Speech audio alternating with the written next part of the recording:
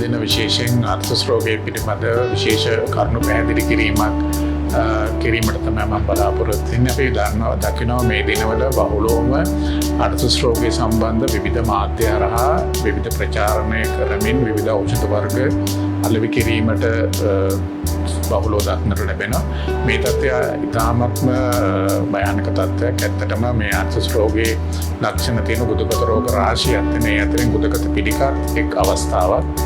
එතකොට මෙවැනි පරීක්ෂා කිරීමකින් තොරව ගනු ලබන ඖෂධ මගින් විශාල අන්තරාකාරී තත්ත්වයක් ඇති වෙන්න පුළුවන්. ඒක නිසා මේ රෝගය සඳහා නිවැරදි රෝග විනිශ්චයකින් පසුව තමයි ප්‍රතිකාර කළ යුත්තේ. ඒ සඳහා සුසුකණ්ඩත් වෛද්‍යවරයෙක් පවා මේ පරීක්ෂා කරගෙන ආර්ථික රෝගයේ කුමන අවස්ථාවේ පවතිනවද නිශ්චය කරගෙන ඊට අදාළ ප්‍රතිකාරය කිරීම තමයි වඩාත් යෝග්‍ය වෙන්නේ.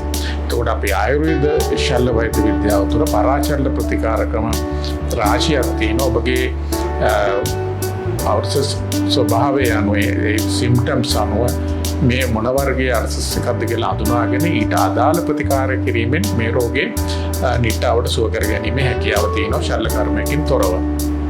නිසා අපි දෙන පණිවිඩය තමයි මෙම විවිධ ප්‍රචාරණ මාධ්‍ය හරහා කෙරෙන ඖෂධ භාවිතයෙන් වැළකී ඔබ නිවැරදි රෝග විනිශ්චයකින් පසු ඉතාමත් සුසු ඒ සඳහා ප්‍රමිතියෙන් යුතු නිවැරදි ඖෂධ පමණක් භාවිතා කිරීම ඔබගේ සෞඛ්‍ය තත්ත්වය මනාව පවත්වා ගැනීමට හේතු වෙනවා. එහෙම නැති වුණොත් ඇත්තටම ඔබගේ ජීවිතේ පවා අනතුරුදායක තත්ත්වයකටපත් වෙනවා. සමහරට ගුදගත පිළිකාවක ලක්ෂණත් කුධිරයේ වාහනය වීම, ගෙඩියක් වගේ ස්වභාවයක් එහෙම නැත්නම් ග්‍රෝත් එකක් වගේ දැනීම ප්‍රධාන ලක්ෂණ වශයෙන් පවතිනවා.